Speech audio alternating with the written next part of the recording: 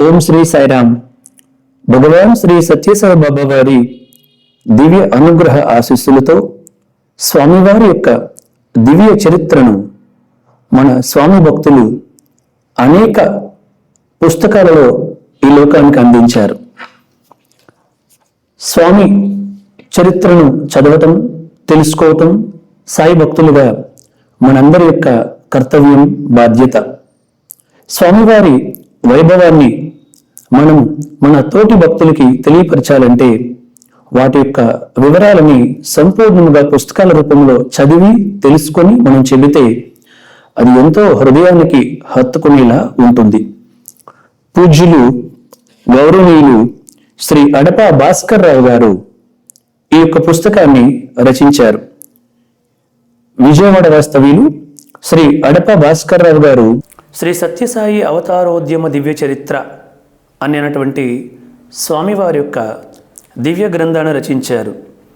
శ్రీ సత్యసాయి అవతారోద్యమ దివ్య చరిత్ర కొన్ని ముఖ్య సంఘటనల సమాహారం అన్న పేరుతో ఈ గ్రంథాన్ని అడప భాస్కర్ రావు గారు విజయవాడ వాస్తవ్యులు స్వామివారి భక్తులు వీరు రచించారు.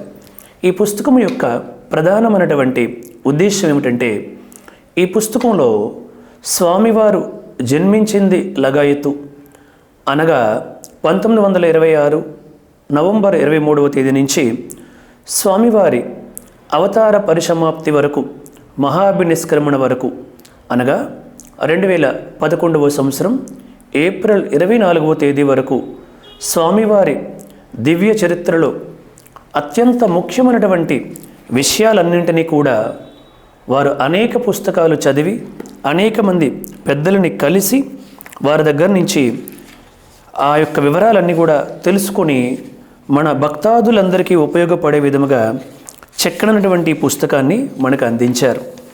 ఇందులో ప్రధానంగా స్వామివారు ఎప్పుడు ఎక్కడికి వెళ్ళారు, ఏ ఏ కార్యక్రమాలను ప్రారంభించారు, ఏ ఏ సందర్భాల్లో ఏమిటేమిటి జరిగాయి, స్వామి సత్యసాయి సేవా సంస్థ అలాగే స్వామి అవతార ఉద్యమం ఏమిటేమిటి జరిగాయి అన్నటువంటి ముఖ్య సంఘటనలన్నింటినీ కూడా డేట్లు, ప్రదేశాలతో కలిసి నిక్షిప్తం చేశారు ఈ పుస్తకంలో.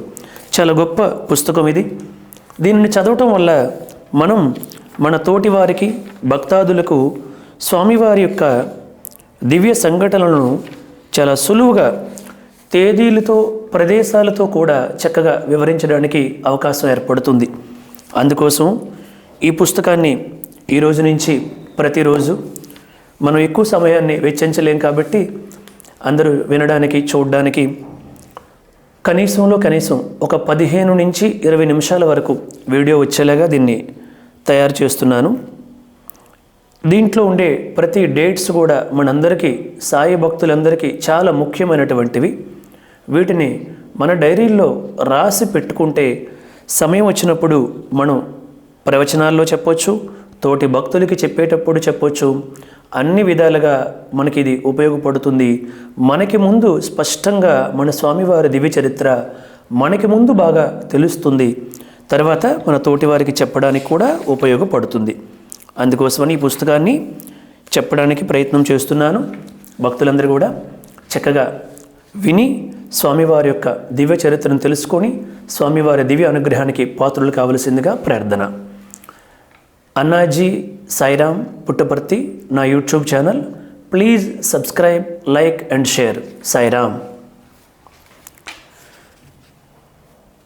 ఈ పుస్తకములోకి వెళ్తే 1926వ సంవత్సరము నుండి 2011లో బాబావారి మహాభినిష్క్రమణ వరకు తేదీల వారీగా శ్రీ సత్యసాయీసుని గురించి సమాచారాన్ని ఈ పుస్తకములో పొందుపరిచారు.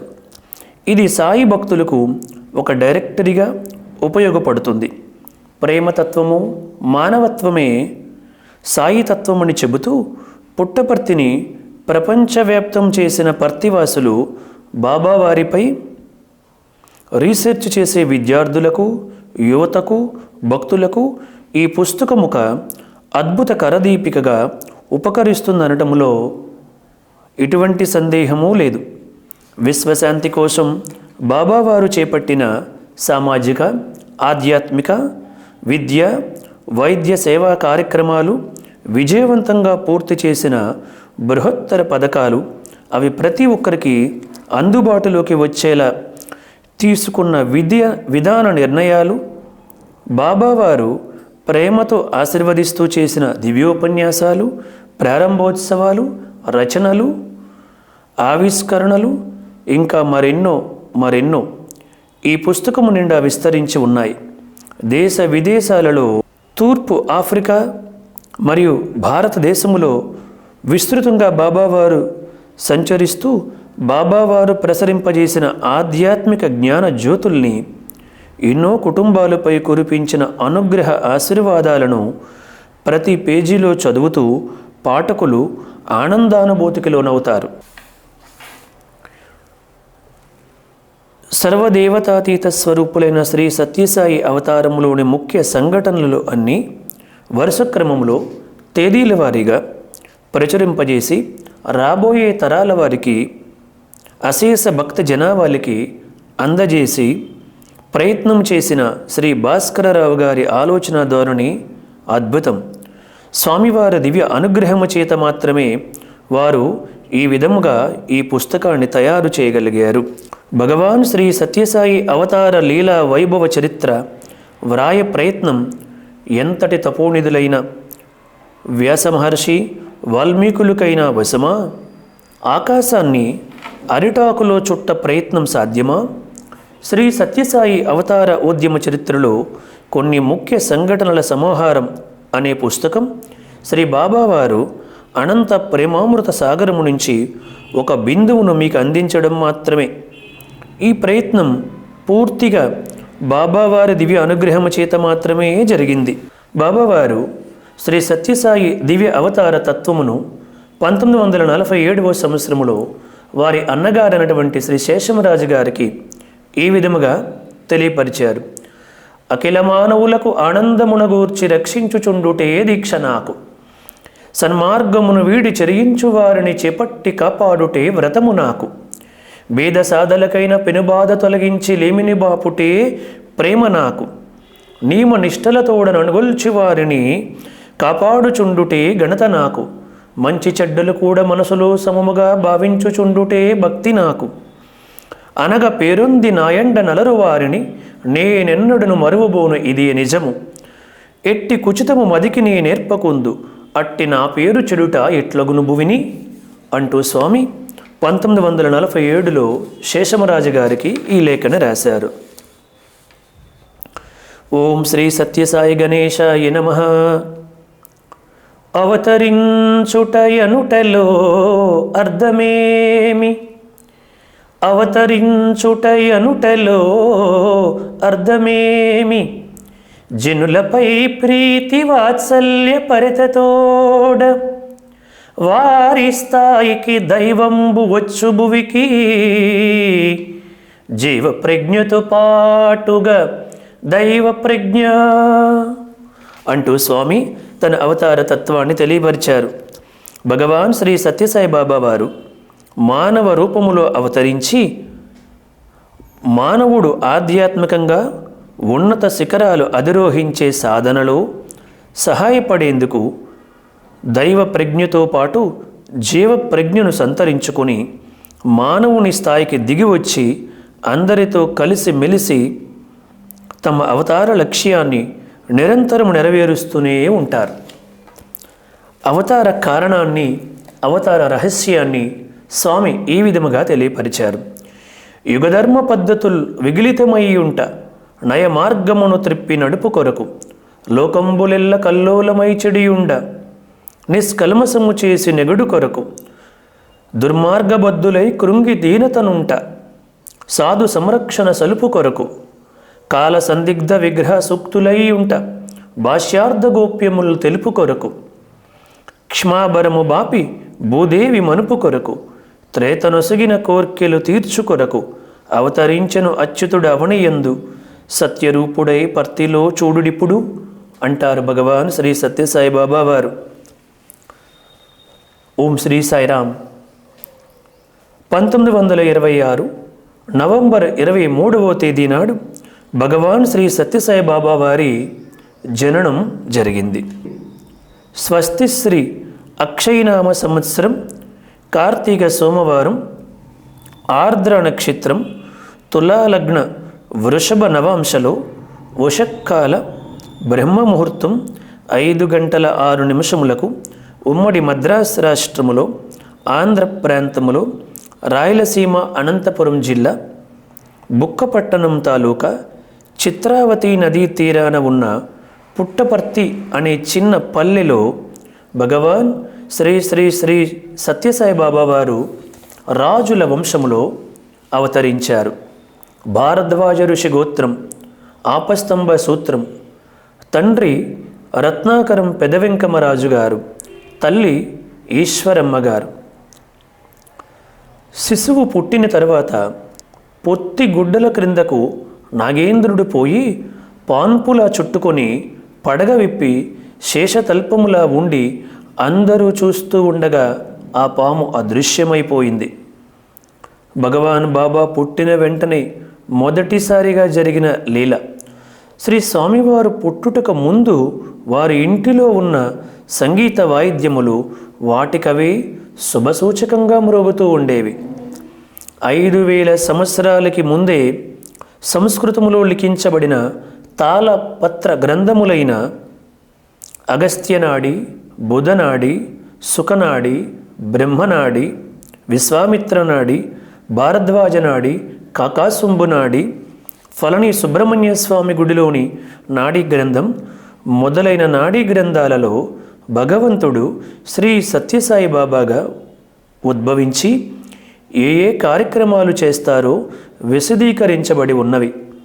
మరియు జైమిని భారతం, పద్మపురాణం, నారాయణ యతీంద్రుల కాలజ్ఞానం వంటి పవిత్ర గ్రంథాలలో కూడా దైవం భగవాన్ శ్రీ సత్యసాయిబాబా రూపంలో భూమిపై అవతరించి ధర్మ సంస్థాపన చేస్తారని వ్రాసి ఉన్నది.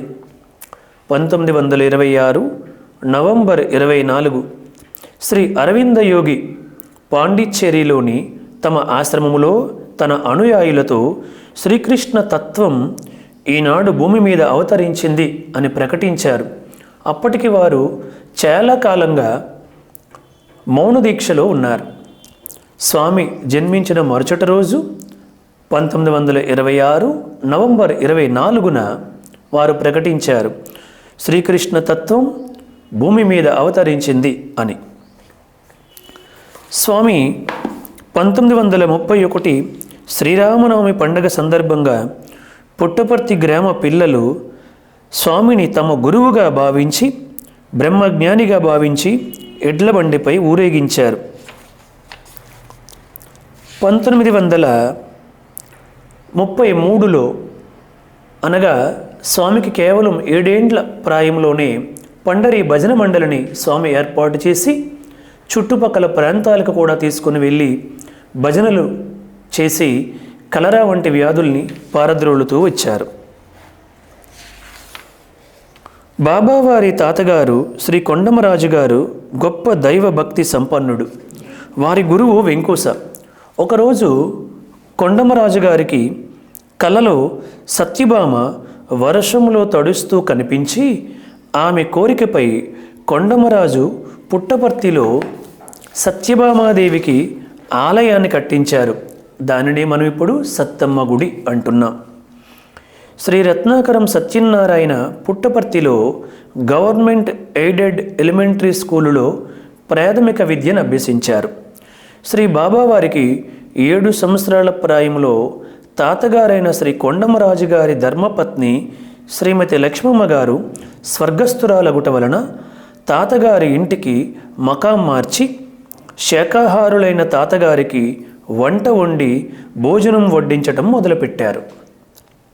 1936వ సంవత్సరంలో శ్రీ స్వామివారు 10 సంవత్సరాల ప్రాయంలో ఉండగా భద్రాచలం యాత్రగా వారి అక్క శ్రీమతి వెంకమ్మ ఆమె భర్తతో తీసుకుని వెళ్ళారు. అందరూ దేవుని బిడ్డ అని అనుకోవడం శ్రీ కారుణ్యానంద స్వామివారు విన్నారు. శ్రీ స్వామివారిని చూశారు. కానీ అప్పుడు బాబావారిని భగవంతునిగా గుర్తించలేకపోయాను అని తరువాత స్వామివారి చెంతకు చేరినటువంటి కారుణ్యానంద స్వామివారు చెప్పుకున్నారు. తరువాత కాలంలో బుక్కపట్నం హయ్యర్ ఎలిమెంటరీ స్కూల్లో బాబావారు విద్యాభ్యాసం చేస్తున్నప్పుడు పిల్లలకు అనేక ఆధ్యాత్మిక విషయాలు బోధించారు. మధ్యాహ్న సమయంలో చౌడమ్మ దేవాలయంలో కూర్చొని భోజనం చేసేవారు. వారి ఉపాధ్యాయులు శ్రీ సివి కొండప్ప, జనాబ్ మహబూబ్ ఖాన్ గార్లకు సత్యం అంటే అంతులేని ప్రేమ, అభిమానం. 1938 జూలై కడప జిల్లా కమలాపురంలో బాబావారు విద్యను అభ్యసిస్తుండగా కమలాపురం, కడప మధ్యనున్న పుష్పగిరి తిరునాళ్లకు 9 మైళ్ళు నడిచి వెళ్ళి స్కౌట్ బృందం లీడర్గా బాబా సేవలందించారు. ఒకరోజు తోటి విద్యార్థులతో కలిసి కమలాపురం రైల్వే స్టేషన్కు షికారుకు వెళ్ళారు. పోలాండ్లో పుట్టి రష్యాలో ఉంటున్న శ్రీ వుల్ఫ్ మెస్సింగ్ అనే అతీంద్రియ శక్తులున్న యూదు మతస్థుడు బాబావారిని చూసి రైలు నుండి దూకి పరిగెత్తుకొని వచ్చి బాబావారిని చూసి కంటిదారులు కారుస్తూ బాబావారిని చూస్తూ ఎదురుగా ఉండిపోయాడు. ఈ విషయం భగవాన్ బాబావారు ప్రశాంత నిలయంలో 1980 నవంబర్ 22వ తేదీ నాడు ప్రసంగిస్తూ చెప్పి, నన్ను భగవంతునిగా గుర్తించిన మొదటి విదేశీయుడు వుల్ఫ్ మెస్సింగ్ అని అన్నారు స్వామి. తరువాత కాలంలో బృందావనములో ఒకనాడు భగవాన్ బాబావారు మరియు కాలేజీ ప్రిన్సిపల్ శ్రీ నరేంద్ర గారు కూర్చుని మాట్లాడుతుండగా వుల్ఫ్ మెస్సింగ్ వచ్చి శ్రీ బాబావారికి నమస్కరించుకొని మాయమైపోయాడు. అతడు మాస్కోలో 1974 నవంబర్ 8వ తేదీన దైవములో లీనమైపోయాడు. 1939వ సంవత్సరంలో శ్రీ సత్యం అంటే మన స్వామివారు ఉరవకొండ హై స్కూల్లో విద్యాభ్యాసం చేస్తున్నప్పుడు చెప్పినట్లు చేస్తారా, మీరాబాయి, ప్రహ్లాద చరిత్ర మరియు పారిజాతాపహరణం మొదలగు అనేక నాటికలు వ్రాసి దర్శకత్వం వహించి నటించారు కూడా. ఉరవకొండలో హై స్కూల్లో చదివేటప్పుడు శ్రీ సత్యం తానే స్వయంగా ప్రార్థనా గీతం వ్రాసి ప్రతిరోజు స్కూలులో పాడేవారు. పరిగెత్తే పోటీలలోనూ జాతీయ క్రీడ కబడ్డీలో సత్యం సిద్ధహస్తుడు. స్కూల్ డే కార్యక్రమానికి అనుకున్న ప్రకారం ప్రఖ్యాత నర్తకి ఋష్యేంద్రమణి రాకపోవడం వల్ల శ్రీ సత్యం ఋష్యేంద్రమణిల ఆడవేషం వేసి అద్భుతంగా నృత్యము చేసి కన్ను రెప్పలతో సూదిని తీసి జిల్లా కలెక్టర్, డిస్ట్రిక్ట్ బోర్డ్ ప్రెసిడెంట్ శ్రీమతి కడప రామసుబ్బంబ మొదలైన అందరి ప్రశంసలను పొందారు. 1940 మార్చి 8 శివరాత్రి నాడు 1940 మార్చి 8 శివరాత్రి మర్నాడు ఉరవకొండలో శ్రీ బాబావారిని తేలుకుట్టింది. బ్రతకడం కష్టమనే మాటలు వినిపించాయి. కానీ ప్రజ్ఞతోని తురీయావస్థ నుండి నిద్ర నుండి మేల్కొన్నవానిలా 24 గంటలలోనే తన సహజ స్థితిని పొందారు. ఆనాటి నుండి వారిలో అసాధారణ మార్పులు కనపడసాగాయి. 1940వ సంవత్సరంలో సత్యానికి పిచ్చి పట్టిందని కదిరి గ్రామంలో ఉన్న భూత వైద్యుని దగ్గరకు కుటుంబ సభ్యులు తీసుకొని వెళ్ళారు. ఆ భూత వైద్యుడు సత్యాన్ని అనేక చిత్రహింసలు పెట్టాడు. తల మీద కత్తితో ఘాట్లు పెట్టి నిమ్మరసం పోశాడు. కళ్ళలో కలికం పోశాడు. కానీ సత్యం చిరునవ్వులతో బాధను భరించాడు. కుటుంబ సభ్యులు బాబావారిని ఇంటికి తీసుకొని వెళ్ళారు. 1940 మే 23వ తేదీ నీవెవరు, దేవుడివా దెయ్యానివా అని తండ్రి పెదవెంకమరాజు బాలుడైన సత్యనారాయణను గద్దించారు. శ్రీ బాబావారు తన భక్తులు తీసుకొని వచ్చిన మల్లెపూలు తీసుకొని విరజల్లగా అవి సాయిబాబా అన్న అక్షరాలుగా ఏర్పడ్డాయి. మీ వంశములోని వెంకావదూత నన్ను తన వంశములో అవతరించమని ప్రార్థించాడు. ఆపస్తంభ సూత్రుడను భారద్వాజ ఋషి గోత్రుడునైన మీ వంశములో అవతరించాను అని స్వామి ప్రకటించారు. ఓం శ్రీ సాయిరామ్. ఇలా స్వామివారికి సంబంధించినటువంటి ముఖ్యమైన తేదీలలో జరిగినటువంటి ముఖ్యమైన ఘట్టాలన్నింటినీ కూడా శ్రీ అడప భాస్కరరావు గారు రచించినటువంటి ఈ గ్రంథము ద్వారా చదివి వినిపిస్తూ ఉన్నాను. భక్తులందరూ కూడా ఈ యొక్క తేదీలను మీ డైరీలలో నిక్షిప్తం చేసుకుంటే మనము చక్కగా ఆనందించడానికి, ఆస్వాదించడానికి, మన తోటి వారికి తెలియచెప్పడానికి ఎంతో బాగా ఉపయోగపడుతుంది. శ్రీ సత్యసాయి అవతారోద్యమ దివ్య చరిత్ర కొన్ని ముఖ్య సంఘటనల సమాహారం అన్నటువంటి ఈ గ్రంథాన్ని పూర్తిగా చదివి తెలుసుకుందాం. స్వామివారి యొక్క ముఖ్యమైన తేదీలన్నీ. అన్నాజీ సాయిరామ్ పుట్టపర్తి. సాయిరామ్.